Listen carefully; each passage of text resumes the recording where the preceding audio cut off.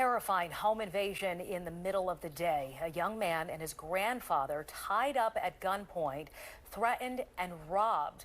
Our Steve Keeley spoke with the victims. What would you expect, like a home invasion? Daylight time, whatever. And that's why Nathan answered the knock at the family door at 10:30 this morning on West Olney Avenue. And what he thought was probably a neighbor, he soon found out were three armed home invaders who quickly zip-tied him and his 77-year-old grandfather and covered their faces. They kind of like grabbed me, they like put me on the stairs and like zip-tied my arms and my legs while trying to like, you know, they put my grandfather at gunpoint, me as well. And after that, they put a blanket over my head so I couldn't see anything. Did they threaten to kill you or shoot you? They didn't. They threatened to hurt me, but they didn't threaten to shoot me, at least. They did have guns, though, so I was just going to assume the worst. They put a gun? Yeah, broke on my chest. Nathan's grandfather says they zip-tied his hands as they put the barrel of a gun to his chest. I got your money. I got no money. The family does not own a business, no store, no restaurant they could be fouled from, and no one in the home had used a bank recently to be fouled from either. And Nathan says somehow the home invaders knew to go right up the stairs to the room with the safe inside. And they somehow knew about it and got the key to unlock it. Nathan brought down the safe as the family got rid of it while we were there, fearing it may draw another potential robbery.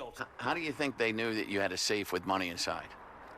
That's what me and my family were trying to figure out. We were just like debating in our heads, like, how would they know like there was like money in like safe? The family immediately got a neighbor's surveillance of the white van that the home invaders used, gave it to police, and then got help from another friend installing new security cameras and alarms, nervously thinking what worse could have happened during this robbery and maybe another someday. We're all on edge. Like we're just thinking to ourselves, what maybe could happen again. We really got to like defend ourselves, put some security, at least more security. And, you know, we just think to ourselves, man, this neighborhood is dangerous.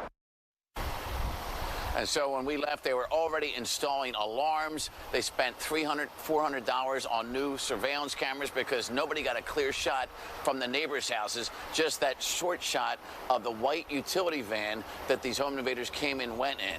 What did they get, Jason and Sheba?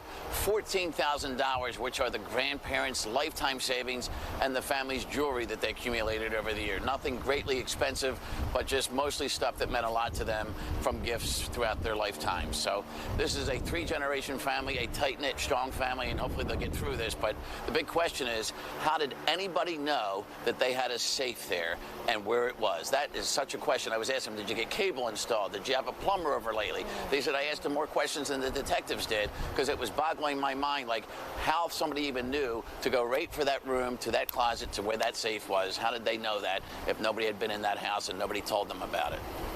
And they don't have any suspicions at all as to who could have possibly known all those little details there. No, they're all asking each other the same questions. And the other question I had that was the shocking thing when I met them was they don't own a restaurant. They don't own a store. Usually we've had so many Asian business owners followed home from their stores. A lot of people know that these Asian families do not trust banks, as this family doesn't. And they keep cash in their home. And so many people that own restaurants, those corner stores, anywhere, they're constantly followed home by robbers and then robbed in their home. Even out in the suburbs on the main line, we have covered Asian business owners who've been robbed, taking money home, and people being followed to their houses. In this case, they do not own a store or restaurant or any kind of business at all. And then I asked them, since you don't use banks, did you cash a check? Did you do anything that somebody could have followed you home? And nobody can think of anything that would have anybody lured to that house there. And sadly, they've been targeted for crime before. They had their chairs on their porch chained to their porch because they've had their chairs and even plants stolen before. They just can't afford to get out of that neighborhood right now, and they would love to do that. Yeah. Well, whatever the case, Steve, I mean, it's just heartbreaking for this family to lose your life savings and more. All right, Steve Keeley, thank you very much.